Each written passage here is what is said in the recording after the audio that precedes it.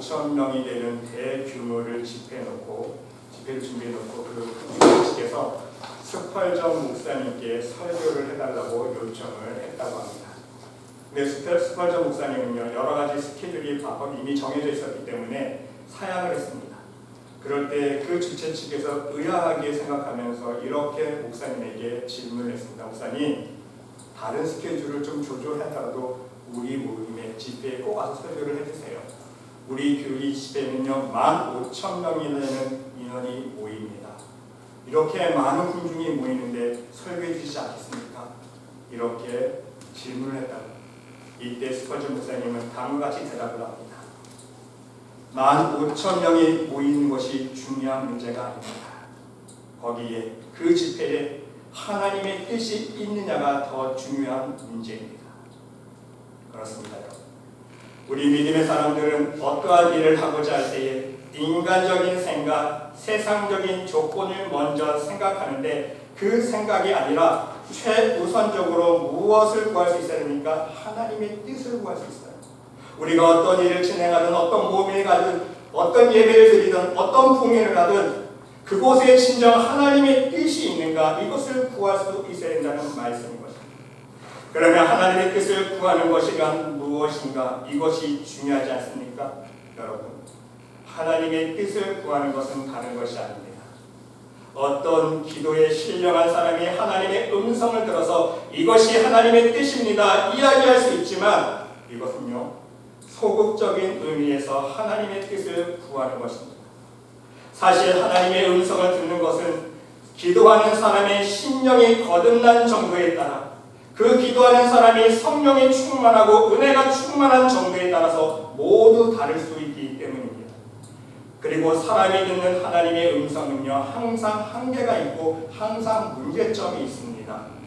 여러분 보세요. 유튜브에서 또한 많은 신문방송에서 잘못된 예언들을 우리가 얼마나 많이 접하고 있습니까? 많은 사람들이 예언하잖아요. 언제 전쟁이 일어납니다. 사람들이 두려워합니다. 그 예언의 이야기를 듣고. 그런데 여러분, 잘못된 예언들, 거짓된 예언들이 많이 있었습니다. 이것은 구약 시대도 마찬가지였고요, 오늘날에도 마찬가지입니다. 여러분, 예언은요 우리가 오해하면 안 돼요. 예언은요 하나님의 음성이면 괜찮지만 바른 예언을 하는 사람도 있지만, 그 바른 예언 가운데도요 예언의 뜻은요 그 예언을 했다고 해서 반드시 이루어지는 게 아니에요. 예언은 변할 수가 있습니다. 기도해 주는 사람의 심령의 상태에 따라서, 또는 그 기도받는 사람의 심령의 상태에 따라서 예언은 얼마든지 변할 수 있어요. 이해가 되십니까? 예언 기도 받았어요. 한 달 후에 응답이 있겠습니다. 예언을 받았는데 예언이 안 이루어져. 왜 그렇습니까? 기도받은 사람이요 그 예언만 믿고 아무것도 안 하는 거예요. 기도도 안 합니다. 하나님 말씀에 순종도 안 해요. 나 한 달 후에 응답 받는데 괜찮습니까? 아무것도 안 합니다. 하나님 기뻐하시겠습니까? 예언이 점점점 딜레이되다가 소멸될 수가 있다는 거예요. 그 예언을 더 끌어당길 수도 있다는 거예요. 내가 한 달 후에 하나님 응답 주신다 그랬어. 내가 더 열심히 기도해야지. 내가 열심히 더 말씀 묵상해야지. 내가 열심히 더 하나님께 거듭난 심령 되려고 회개해야지. 회개하는 열매를 맺어야지. 내가 믿음의 삶을 살아야지. 더 노력하면요 그 한 달 후에 응답이 이루어진다는 예언이요 일주일로 당겨질 수가 있어요. 당장 내일 일어날 수도 있다는 거예요. 하나님이 하시면. 여러분, 전능하신 하나님이십니다. 하나님은요 모든 걸 주장하세요. 이해가 되시죠? 여러분, 그러므로 우리가 더욱더 중요한 문제를 알아야 되는데, 근본적인 면에서 또는 성경적으로 하나님의 뜻을 우리는 구할 수 있어야 돼요. 가장 안전한 방법이 무엇인지 깨달아야 되는 거예요. 사람이 해주는 예언이 아니라 우리는 하나님 앞에서 성경적으로 진정한 하나님의 뜻을 구할 수 있어야 되는데, 그것이 무엇인가라는 것입니다. 여러분, 거창한 거 아니에요. 하나님 말씀을 바르게 깨닫는 것입니다. 그 하나님의 말씀을 깨닫고 깨달은 말씀대로 순종하는 삶을 사는 거예요. 그게 하나님의 뜻을 구하는 것입니다. 하나님 말씀이 바로 하나님께서 우리들에게 들려주시는 음성 아닙니까? 성경 말씀 자체가 하나님의 음성이에요. 여러분들 하나님의 말씀, 성경 말씀을 읽을 때 성령 하나님께서 여러분들 마음속에 두드려 주시잖아요. 다 들려주시잖아요. 아멘이십니까? 항상 우리는 하나님의 예언의 말씀의 음성을 듣고 있는 거예요. 말씀을 묵상하며 말씀 안에 거하며 말씀 안에서 늘 하나님의 음성을 듣고 그 말씀대로 순종하는 삶을 살아갈 때에, 먼저 하나님의 나라와 의를 구하는 삶을 살아갈 때에 온전히 하나님의 뜻을 이룰 수 있는 믿음의 삶을 살 수 있다는 말씀인 것입니다. 그리고 여러분, 하나님 말씀에 순종하는 삶에는요, 우리의 마음의 각오와 헌신과 희생이 항상 동반된다는 사실을 우리는 깨달아야 합니다. 모든 상황이 편안하고 안락할 때에, 평강할 때에 행하는 순종이란 있을 수 없기 때문인 거예요. 여러분, 그 대표적인 예로 예수님께서 보여주지 않았습니까?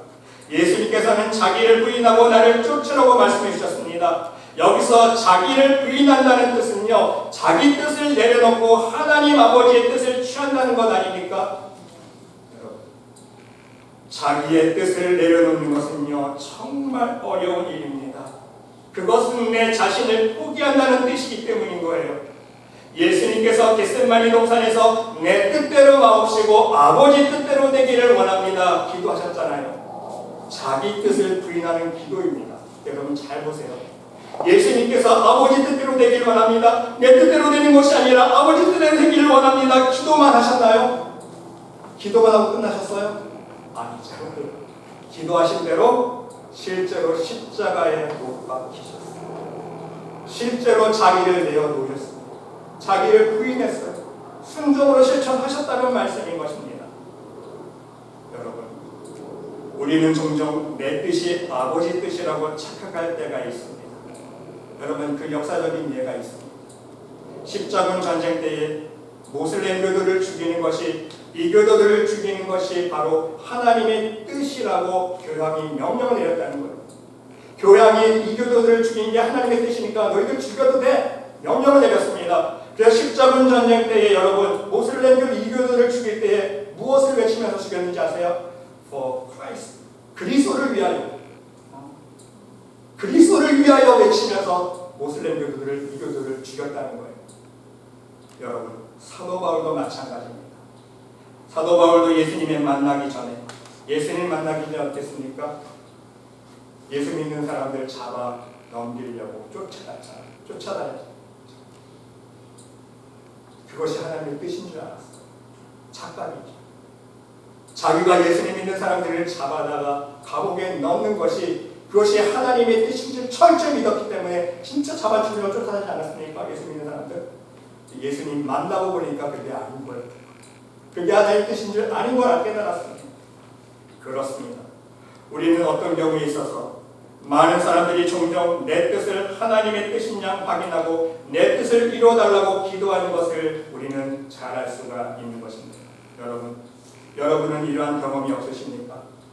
내 직장을 위해서 기도할 때, 내 사업을 위해서 기도할 때, 또한 내 자녀의 진료를 위해서 기도할 때에, 내 배우자의 선택을 위해서 기도할 때에, 심지어 하나님께 헌신하고 예배하고 봉사하고 예물을 드리고자 결정할 때에 우리는 내 뜻을 하나님의 뜻이라고 착각할 때가 있다는 사실입니다. 하나님이 내 상황 아시니까, 하나님이 내 형편 아시니까 내가 오늘 예배 스킵해도 익스큐즈 되겠지. 내 뜻이에요. 하나님 뜻 아닙니다. 이해가 되시죠? 하나님께서 내 형편 아시니까, 내 상황 아시니까 내가 요 정도만 봉사하면 하나님 칭찬해 주시겠지. 하나님 뜻이 아니에요. 내 뜻이라는 거예요. 내가 하나님 앞에 이 정도 드리려고 마음속에 소원을 했는데 아나니아 삽비라처럼 싹 감춰놓고 내 형편 아시니까 요것만 드려도 하나님 기뻐하시겠지. 하나님의 뜻일까요? 아니에요. 내 뜻입니다. 기도할 때도 마찬가지예요. 내가 지금 이런 상황에서 기도할 힘도 없고 모든 상황이 바쁘니까 내가 요 정도만 기도해도 하나님 이해해 주시겠지.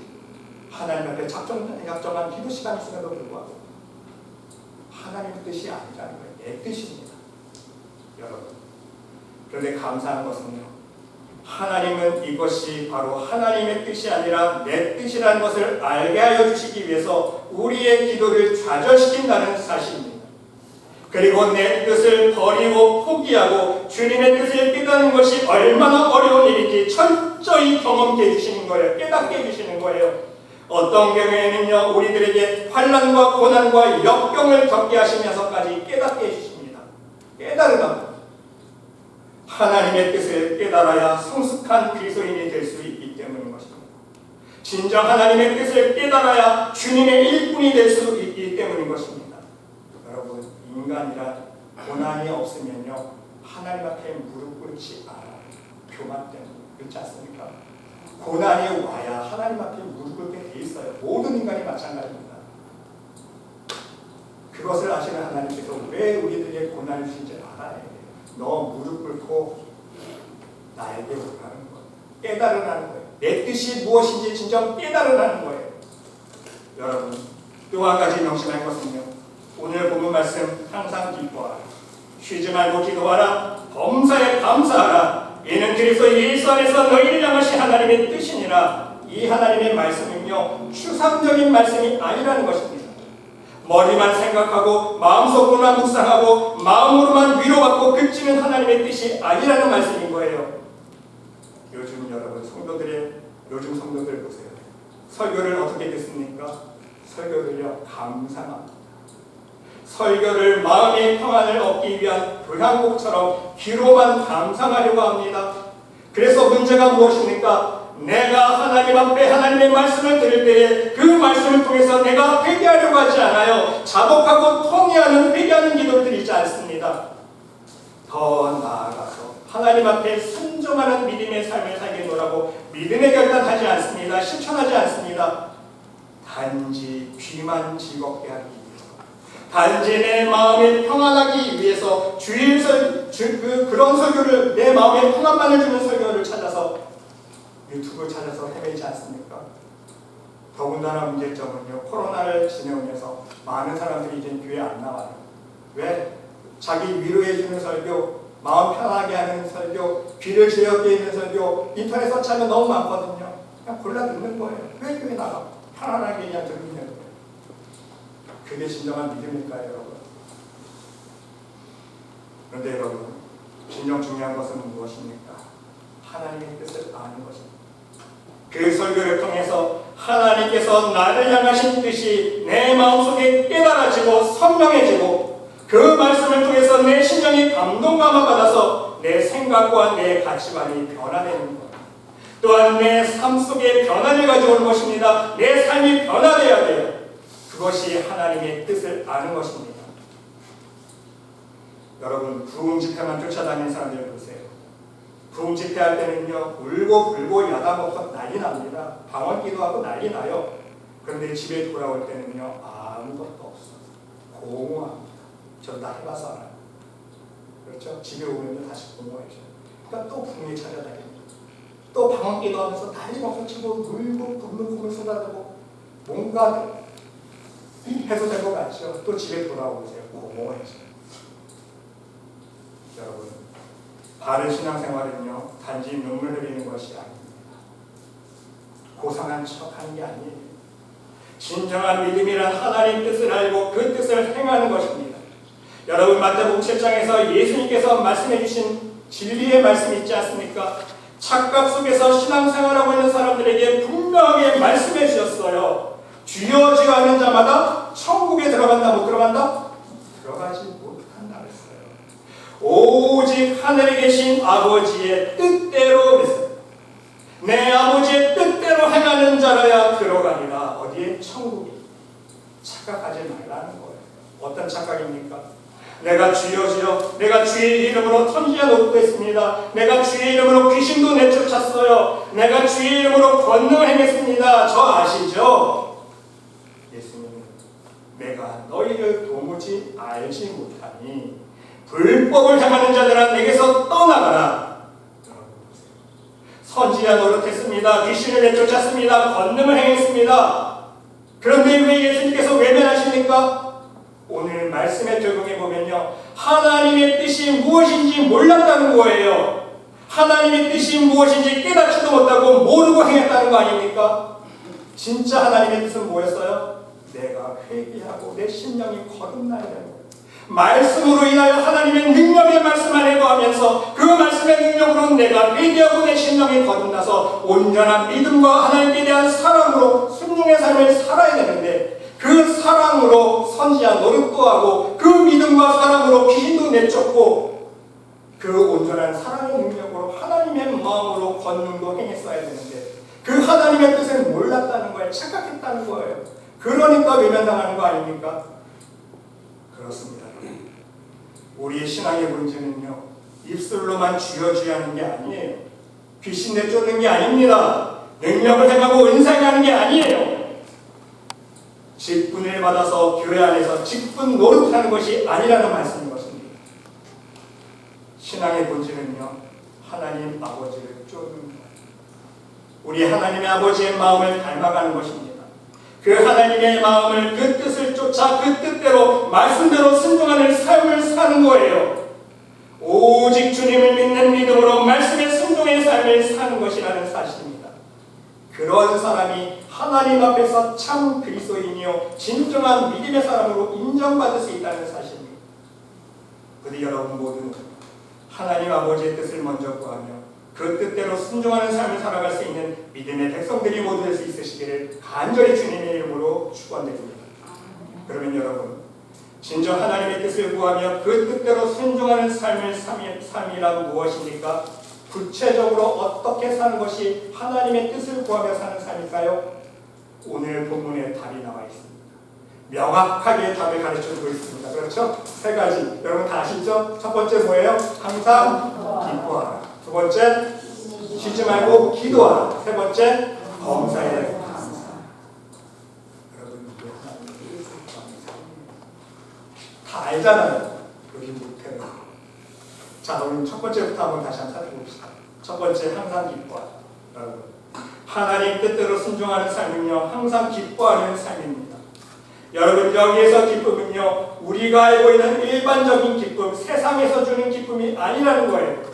여기서 말씀하시고 있는 기쁨은요, 조건의 기쁨이 아니라 하나님과의 교제 안에서 오는 하나님이 주시는 기쁨을 뜻하는 것입니다. 하나님을 기쁘시게 하기 위해서 내가 먼저 하나님을 기뻐하라는 거예요. 오직 하나님 안에서 기쁨을 찾는 것, 그것이 항상 기뻐하라는 의미인 것입니다. 그렇습니다. 우리는 하나님을 항상 즐거워하는 기쁨을 회복할 수 있어야 합니다. 여러분, 예를 들어서 이해를 더 쉽게 하기 위해서 예를 말씀드립니다. 흔히 우리는 봉헌을 할 때 어떤 생각을 하게 됩니까? 정성스러운 봉헌을 드려야 하나님 기뻐 받으신다고 우리는 생각을 합니다. 당연합니다. 그렇죠? 마음의 정성을 다하고 하나님 주신 은혜에 감사한 마음으로 봉헌을 드려야 하나님 기뻐하시는 봉헌이 될 수 있는 거예요. 그런데 여러분, 우리는 그것을 한 차원 넘어서야 됩니다. 반대로 생각해 보세요. 내 기쁨이 되는 봉헌을 드립니다. 잘 이해하셔야 됩니다. 내 기쁨이 되는 봉헌을 드린다. 이것을 생각해 볼 수 있어요. 내가 하나님을 위해서 무엇인가 할 때에 그것 때문에 하나님이 기뻐하시는 차원을 초월한 기쁨이라는 거예요. 내가 하나님을 기쁘시게 하기 위해 무엇인가 하는 그것을 통해서 또한 내가 기쁨을 누리는 것입니다. 여러분, 여기서 오해하지 마세요. 여기서 말씀드리는 내 기쁨이란 내 이기적인 내 만족을 채우기 위한 기쁨이 아닙니다. 내 자랑을 위한 기쁨이 아닙니다. 하나님과 옆 사람을 생각하지 않고 내 기쁨만을 위해 내 열심을 내는 그러한 이기적인 기쁨이 아니라는 거예요. 하나님께 헌신한다고 하는 그 자체로서 기쁨을 누리는 그 모습을 말씀드리고자 하는 것입니다. 이러한 기쁨이 있을 때 100% 하나님 기뻐하시는 봉헌이 될 수 있는 거예요. 여러분, 이것을 이해하기 위해서 정말 좋은 예화 하나를 말씀드립니다. 여러분, 과거 미국 교회에서 이런 일이 있었다고 합니다. 미국 교회에 한 부자 장로님이 계셨다고 합니다. 이 장로님이 목사님을 찾아가서 이야기를 하면서 한 여자 집사님을 이야기합니다.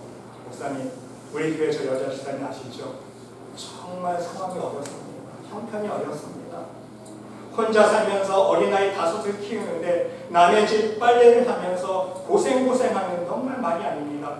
근데 내가 헌금을 드리는 거 보니까 그 여자 집사님이 매주일마다 5센트씩 헌금을 하는데 큰 액수는 아니지만 그 여자 집사님한테 이제 헌금하지 말라. 내가 대신 그 헌금 해줄 테니까 그 헌금을 가지고 생활비 보태스라고 좀 조언 좀 권면 좀 해주세요. 근데 그 장로님은요, 그 당시에 오래전 과거인가 봐요. $2를 헌금했다고 해요, 매주. 그 여자가 여자 집사님이 하는 것에 한 40대를 하는 거죠. 내가 대신 그 여자 집사님이 헌금까지 해드릴 테니까 그 여자 집사님 상황이 어려운데 생활비에 보태 쓰시라고 헌금하지 않아도 된다고 좀 권면 좀 해주세요. 내 목사님이 그 얘기를 듣고 정말 좋은 생각이다. 여자 집사님을 불렀습니다. 여자 집사님한테 얘기했죠. 집사님 오해하지 마시고 우리 교회 재정 장로님이 계시는데 그 장로님이 집사님이 5센트씩 매일 헌금하는 건 알고 계십니다. 근데 집사님 상황이 어려운 건 형편이 어려운 것도 아세요. 내 장로님 말씀이 감사하게도 자신이 대신 그 헌금을 내드릴 테니까 그 헌금 문제 내지 마시고 생활비 보태 쓰라고 하는데 어떻게 생각하십니까? 이 이야기를 들은 여자 집사님이 목사님 앞에서 대성통곡을 하면서 목 놓아 엉엉 울기 시작합니다. 목사님이 당황하고 집사님 왜 우세요? 왜 우세요? 이때 여자 집사님이 대답을 합니다. 목사님, 제가 비록 남의 집 빨래를 해가며 고생스럽게 살아가고 있지만 하나님께 매주 5센트씩 드릴 때에 더할 수 없는 기쁨을 내가 맛보고 있습니다. 이것이 제 신앙생활의 유일한 기쁨입니다. 제 인생에서 가장 큰 기쁨입니다. 내가 이 5센트를 내가 안 먹고 아끼고 하나님 앞에 매일 드릴 때마다 하나님께서 내 마음속에 들려주시는 음성이 있어요. 그래, 네가 수고했구나. 내가 너를 사랑한다. 너의 네 눈물 흘린 헌금을 내가 너희 하늘 창고에 쌓아두겠노라. 하나님의 들려주시는 음성을 들을 때마다 내가 얼마나 큰 기쁨을 누리는지 모릅니다. 목사님, 내가 누리는 이 기쁨을 빼앗아 가려고 하십니까? 이 이야기를 들은 장로님과 목사님이 회개했다. 이 여자 집사님이 헌금하고 하고는 문제가 아니에요. 이 집사님은 하나님 앞에 드리는 작은 액수지만 화구의 투례돈처럼 자기 생활비를 안 먹고 안 쓰고 드리는, 그래서 거기서 드릴 하나님께서 들려주시는 음성을 들어오면 빼질 그 기쁨을 누렸었는데 그것마저 빼앗아가요. 나는 못 살아갑니다. 살 낙이 없습니다. 그렇게 고백합니다. 여러분, 그렇지 않습니까? 우리가 하나님 앞에 예물을 드린다고 할 때에 그 드림 자체가 엄청난 기쁨이 될 수 있어야 된다는 말씀인 것입니다. 이것을 드림으로써 내가 못 받겠지, 내가 하나님 앞에 이만큼 드리면 내가 형통하겠지, 내가 빨리 응답받겠지, 목적을 가지고 조건을 가지고 이렇게 드리는 드림이 아니라는 거예요. 그저 순수한 기쁨, 하나님께 받은 은혜에 감사하여서 순수한 마음을 드리는 기쁨이라는 말씀인 것입니다. 그렇습니다. 우리는 우리의 봉헌뿐만 아니라 우리의 모든 신앙생활, 우리의 예배, 봉사, 기도, 헌신 속에서 그 안에서 주님 주시는 기쁨과 감격을 얻을 수 있는 심령이 될 수 있어야 된다는 말씀인 것입니다. 그러면요, 어떤 조건이나 환경에 좌지우지되는 그런 일시적인 기쁨이 아니라 좋을 때만 기쁨, 좀 상황 나빠지면 우울해지고 난망하고 그런 기쁨이 아니라 진정 하늘의 기쁨을 항상 누릴 수 있는 믿음의 사람이 될 수 있다는 말씀인 것입니다. 그리고 더 중요한 사실 한 가지는요, 그 기쁨은요 우리의 영적인 힘이 될 수 있다는 사실이에요. 모든 이 세상의 고난과 역경과 어려움을 이겨낼 수 있는 영적인 근본적인 파워가 될 수 있다는 말씀인 것입니다. 여러분, 느헤미야 8장 10절에서 느헤미야 선지자가 이렇게 말씀합니다. 여호와로 인하여 기뻐하는 것이 너희의 힘이니라. 아멘. 여호와를 기뻐하는 것이 무엇이라고요? 너희의 힘이니라고. 여호와 하나님을 기뻐하는 것이 왜 우리의 힘입니까? 전능하신 하나님이 나와 동행하시는 기쁨이기 때문입니다. 아멘. 능력의 하나님 아버지가 나의 아버지예요. 얼마나 기쁩니까? 이것이 우리의 삶의 힘이 된다는 거예요. 이 세상에서 1억 천금을 얻는 것처럼 보다 로또에 당첨되는 것보다, 그렇죠? 부귀영화를 누리는 것보다, 내가 그 어떤 권력과 명예를 얻는 것보다 나의 구원자이신 하나님께서, 창조주 하나님께서 나의 아버지가 되어주신다는 그 기쁨, 그것이 내 힘 아닙니까? 그것만 있으면 이 세상을 넉넉히 이길 수 있는 거예요. 우리 여러분 모두 여러분의 모든 신앙생활을 통해서 하나님을 항상 기쁘시게 하고 또한 그 기쁨이 항상 여러분의 기쁨이 될 수 있으시기를 바랍니다. 그러면 그 기쁨이 여러분 하나님 뜻대로 살아갈 수 있는 능력이 된다는 말씀인 것입니다. 두 번째로 여러분, 하나님의 뜻은요, 쉬지 말고 기도하라. 여러분, 원래 기도한다는 뜻은요, 자기를 쳐서 복종시키는 삶을 뜻하는 것입니다. 기도의 원래 의미. 기도는요, 입술로만 하는 게 아니에요. 기도는요, 내가 할 수 없기에 하나님께 부탁하는 거 아닙니까? 왜 부탁합니까? 내가 지혜가 부족하고 내가 능력이 없기 때문에 하나님 대신 해결해달라고 하나님 인정하는 거 아닙니까? 하나님의 능력을 인정하는 거예요. 그래서 진정한 기도란 여러분 입술로만 하는 것이 아니라는 것입니다. 자기 생각을 의지하지 않고 오직 하나님만을 의지하며 사는 것입니다. 세상 방법, 과학, 의학, 세상적인 지혜 다 하나님 앞에 내려놓고 하나님만 의지하는 거예요. 내 힘의 능력의 근원이 바로 오직 하나님께 있음을 잊지 않고 기억하고 하나님께 기도하는 거예요. 그게 기도하는 사람의 삶의 태도입니다. 자기 자신을 의지하지 않고 사람을 의지하지 않고 세상을 의지하지 않고 오직 하나님만인 우리가 진정 의지해야 하는 한 분임을 인정하는 사람, 그리고 언제든지 그 하나님께 나의 문제를 맡기고 의뢰할 수 있는 사람, 더 나아가서 언제든지 그 하나님께 순종하고 복종할 준비가 되어 있는 사람, 바로 이러한 사람이 쉬지 않고 기도하는 사람이라는 말씀인 것입니다. 그러면 여러분, 좀 더 구체적으로 우리가 쉬지 않고 기도할 수 있는 방법은 무엇입니까? 모든 생활 속에 기도를 적용하는 것입니다. 단지 내가 시간을 내어서 무릎을 꿇고 정해진 시간에 골방에 들어가서 기도하는 것만 기도하는 게 아니에요. 그러한 기도도 중요하지만 만일 그러한 기도가 기도라면 그러한 기도만 시간 정해놓고 골방에 들어가서 무릎 꿇고 기도하는 것만 기도라면 여러분이 이 말씀 우리는 순종할 수 없어요. 어떻게 쉬지 않고 기도할 수 있습니까? 일도 하지 않고 밥도 안 먹고 잠도 자지 않고 기도할 수 있으세요? 24시간 못해요. 여러분, 쉬지 않고 기도하는 모습이란 무엇입니까? 늘 나의 생활 속에 행동 하나하나 속에 나의 말 한마디 한마디 속에 기도를 담는 거예요.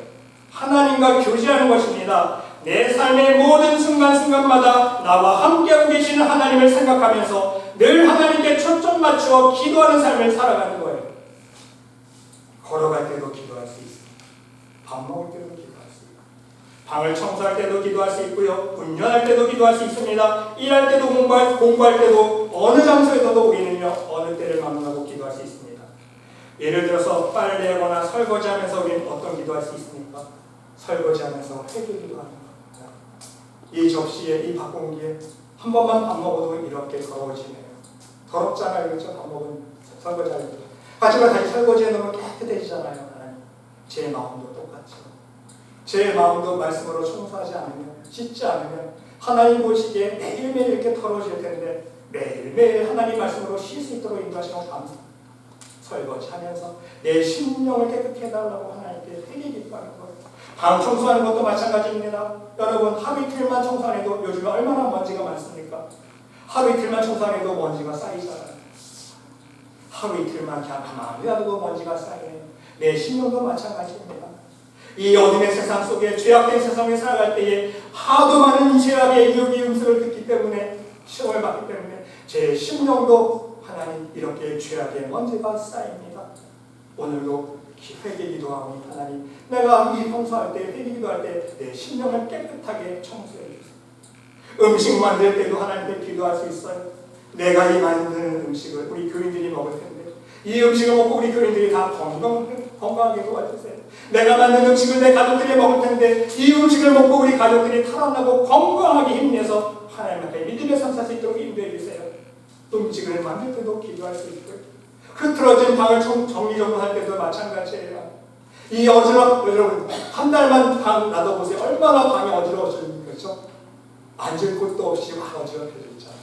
방 정리하면서 어떤 기도할 수 있을까요? 하나님, 내 삶에 흐트러지고 꼬이고 엉망이 된 것이 있습니다.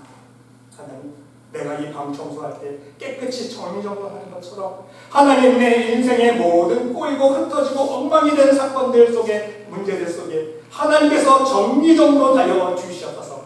하나님께서 친히 해결하여 주시옵소서. 기도할 수 있잖아요. 운전하면서도 기도, 걸어가면서도 기도하고. 제가 요즘에 운전하면서 기도하는 방법을 제가 터득해 놨어요. 운전할 때 아무도 안 보잖아요. 창문 열어놓고 그냥 크게 기도하는 거예요. 막 선포하는 거예요. 예수님의 이름으로. 아픈 사람, 우리 장로님 집사님 이름 들어가면서 큰 소리로 기도하고. 왜? 그것도 다닐 때는요, 소리 질러도 안 보고 막 소리 질러서 기도하는 거예요. 실제로 하나님이 좋은 열매를 주시잖아요. 얼마나 감사한지 모르겠어요. 항상 우리는 기도할 수 있어요. 그리고 더욱더 중요한 것은 우리의 작은 믿음 가운데 행한 선행이 하나님께 있는 기도의 향기로 상달된다는 사실입니다. 명심하세요. 우리가 믿음 가운데 행한 작은 행위 하나가 하나님 앞에 기도의 향기로 상달된다는 거예요. 우리가 길거리 가다가 집 앞에 있는 거, 우리 여기 지금 예배장소에 떨어진 휴지 하나 줍는 것 하나님께서 보실까요? 안 보실까요? 네? 대답해 보세요. 보시지요. 하나님 지켜보시죠. 그러한 믿음으로 행할 때예요. 조건이 믿음으로 행한 작은 행위 속 그것이 하나님 기뻐하시는 기도의 향기로 상달된다는 것. 오늘도 하나님 만드신 자연 만물의 자연 환경 오염을 위해서 내가 분리수거할 수 있을 때 분리수거하는 거. 미국은 참 이게 안 좋아요. 분리수거 못하는 곳은 아무나 쓰게 버려야 돼요. 플라스틱도. 근데 한국 같은 경우는 철저하게 지키잖아요. 참 좋은 모습입니다. 미국도 그걸 닮아가야 되는데 워낙 땅이 크니까 그게 안 되는 것 같아요. 하지만 내가 분리수거할 수 있는 쓰레기통이 있을 때에는요, 철저하게 분리수거하는 것, 그것도 하나님의 뜻이에요. 요즘엔 기후환경 보세요. 우리가 그대로 당하고 있지 않습니까? 얼마나 많은 사람들이 고통 중에 있습니다. 오늘도 길에서 나의 도움이 필요한 사람에게 작은 선행을 베푸는 모습, 오늘도 교회 안에서 성도들 사이에 서로 섬기고 식사 시간에 나는데 내 것부터 챙기는 것이 아니라 옆에 있는 사람이 먼저 챙겨주고, 이런 모습을 하나님이 다 지켜보시고 우리의 기도의 삶의 기도의 향기가 하나님 앞에 상달된다는 거예요. 아멘. 아멘. 믿음으로 하지 아니한 모든 것이 뭐라고요? 죄라 그랬어요. 믿음으로 하지 아니한 것이 모든 것이 죄라 그랬는데, 믿음으로 하는 우리의 모든 작은 삶의 행위 하나하나가 하나님 흥량하시는 삶의 기도가 될 수 있다는 말씀인 것입니다. 사랑하는 성도 여러분, 사실 이러한 삶의 기도를 하나님이 원하십니다. 입만 살아서 입술로만 기도하는 것이 아니라 진정 회개하는 마음으로, 하나님을 믿고 의지하는 마음으로 작은 것의 순종의 실천할 수 있는 기도를 하나님 기뻐하신다는 거예요. 부디 여러분 모두 이러한 삶의 기도를 하나님 앞에 쉬지 않고 매 순간 끊임없이 드릴 수 있는 기도의 사람들이 모두 될 수 있으시기를 간절히 주님의 이름으로 기도드립니다. 여러분, 마지막 세 번째 하나님의 뜻은 무엇입니까? 범사에 감사하라. 여러분, 이 말씀은요, 범사의 핵심 키포인트가 되어있어요. 감사는 하는데 조건적인 감사만 해요. 대부분 사람들 보면, 믿음의 사람들 보면 은혜 받으면 감사, 응답 받으면 감사, 좋은 일 생기면 감사. 근데 좀 안 좋은 일 생기면 원망해요. 감사하지 못해요. 범사에, 여러분, 범사에 감사. 무슨 뜻일까요? 좋은 일이 있을 때뿐만 아니라 슬픈 일이 있을 때, 어려운 일이 있을 때에도 그 속에서 하나님께 감사의 기도 제목을 발견하라는 뜻인 거예요. 아무리 힘든 상황, 아무리 죽고 싶은 상황일지라도 우리가 믿음의 눈으로 바라보면 분명 감사의 조건이 보인다는 거예요. 여러분, 바울과 실라 보세요. 감옥에 갇혔습니다. 그러나 실망하거나 낭망하지 않았습니다. 믿음의 눈을 들어 주님을 바라볼 때 감사의 조건을 발견했다는 거예요. 그래서 감옥 안에서 찬양하지 않습니까? 바울과 실라가 감옥에 갇혔는데 하나님께 찬양을 했다는 거예요. 무슨 뜻이에요? 하나님의 하신 일에는 불평이 있을 수 없다는 것. 오히려 그 찬양을 했다는 것은요, 바로 하나님 앞에 감사의 기도를 드리고 있다는 뜻 아닙니까? 여러분, 범사란 모든 일뿐만 아니라 모든 환경, 모든 상황을 뜻하는 것입니다. 성공할 때뿐만 아니라 실패할 때도 감사라는 말씀이에요. 기쁠 때뿐만 아니라 눈물이 날 때도 감사할 수 있어야 되고요. 형통할 때뿐만 아니라 고난 중에도 감사할 수 있어야 되고요. 성공하고 형통하며 기쁠 때는요, 누구나 감사할 수 있지만 문제가 생겼을 때에 감사할 수 있는 사람은 누구입니까? 진짜 믿음이 있는 사람. 진짜 믿음이 있는 사람은요, 고난 중에 감사할 수 있는 거예요. 그게 진짜 믿음의 사람인 거예요. 여러분 요한복음 6장에 보면 여러분 다 잘 아시는 오병이어의 기적이 나옵니다. 모든 사람들이 지금 배고파합니다. 먹을 것이 없습니다. 제자들이 먹을 것이 없다고 불평합니다. 해결 방법이 없다고 근심 걱정이 이만저만이 아닙니다. 근데 달랑 한 아이의 도시락만 있네요. 보리떡 5개와 물고기 2마리밖에 없습니다. 예수님 보세요. 예수님이 그 보리떡 5개와 물고기 2마리를 가지다 예수님 어떻게 하셨습니까? 축사하셨다고 말씀하고 있어요. 여러분 여기서 축사라는 말은요, 축복기도라고 사람들이 오해하는데 축복기도가 아니에요. 빌축, 감사의 사례. 아시겠습니까? 원어로도 보면요, 유카리스티오라고 뜻인데요, 감사기도를 드렸다는 거예요. 여러분 예수님 보세요. 예수님은요, 불가능한 상황 앞에서 먼저 감사의 기도를 드렸다는 것이죠. 이해가 되세요? 근데 더 재밌는 사실이 있어요. 보리떡 5개와 물고기 2마리를 가지고 5,000명을 먹이고 12광지가 남았지 않습니까? 그러한 다음에 예수님 감사기도 드렸나요? 물론 감사했겠죠. 근데 구체적으로 실제적 감사기도 안 드렸어요. 상황이 좋게 되었을 때, 응답받았을 때 감사한 것이 아니라 우리 예수님은요, 오히려 사람들이 불평하고 원망하는 가운데에 그 상황을 보고 근심함을 염려하고 서 있는 가운데에 우리 예수님은요, 감사기도를 드렸다는 거예요. 제자들이 이까짓 것 가지고 한 아이의 도시락 가지고 이 많은 사람들을 어떻게 먹이겠습니까? 투덜투덜거리고 있을 때에 원망하고 있는 그 상황 속에서 우리 예수님은요, 하나님 앞에 감사기도를 드렸다는 거예요. 이 사건뿐만이 아닙니다. 우리 예수님은요, 죽은 나사로를 살리실 때 어떻게 하셨습니까? 죽은 나사로를 살리신 다음에 감사기도 드리지 않았어요. 오히려 나사로가 지금 죽어 있습니다. 몸이 썩어가고 있습니다. 썩은 냄새가 나고 있어요. 그 상황을 지켜보는 사람들이 눈물 흘리면서 낙담하고 있을 때에 우리 예수님은요, 감사기도를 드렸다는 겁니다.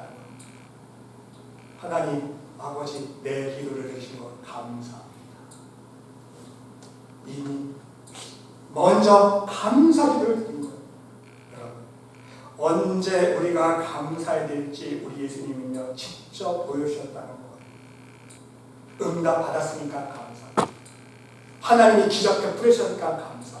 이게 아니라 고난 중에, 어려운 상황 중에 그 감사를 통해서 하나님이 기적을 이끌어낼 때 그 감사의 파워가 있다는 거예요.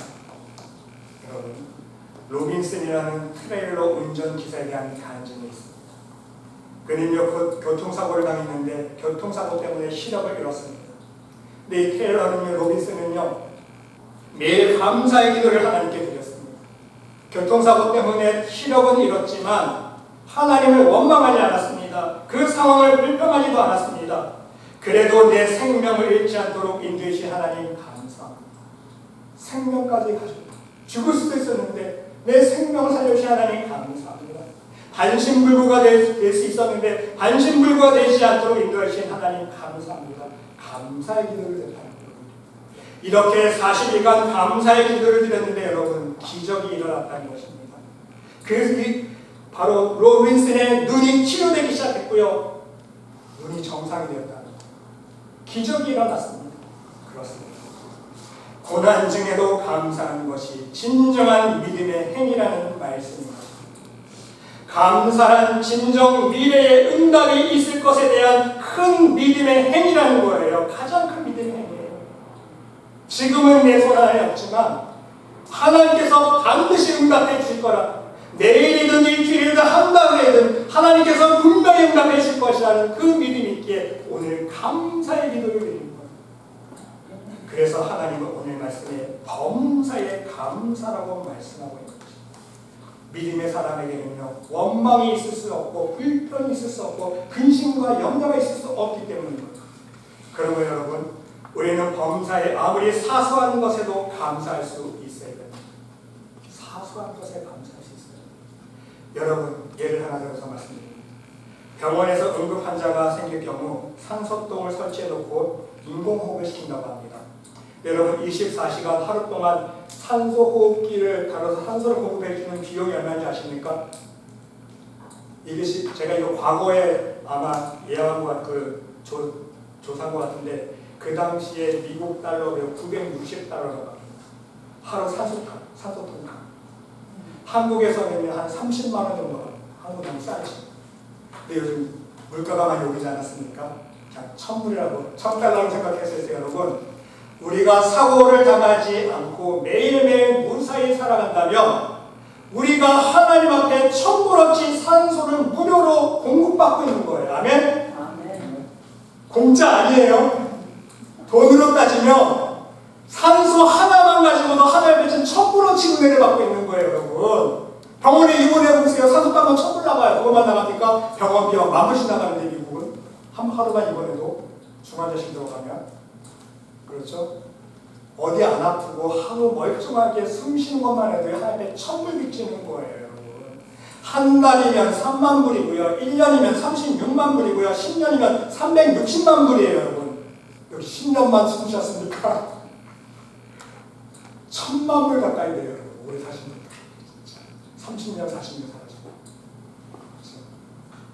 이렇게 일생 동안 들이마시는 산소값만 해도 실로 엄청난 갚을 수 없는 하나님의 은혜를 우리가 빚지고 있다는 거예요.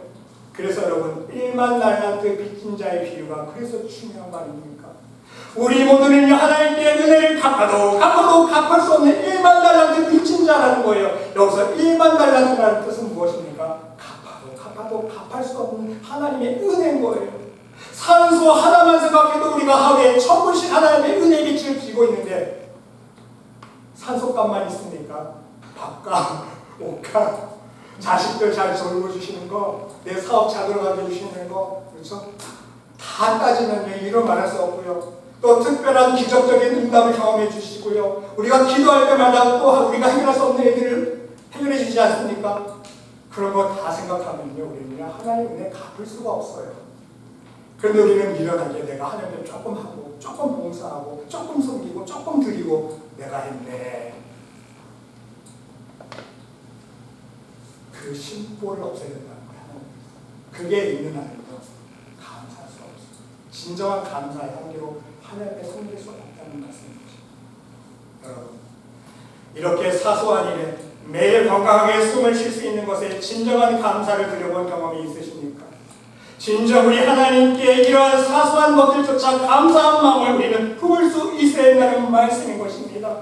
오늘 일용한 양식 주신 것도 얼마나 감사한지 몰라요.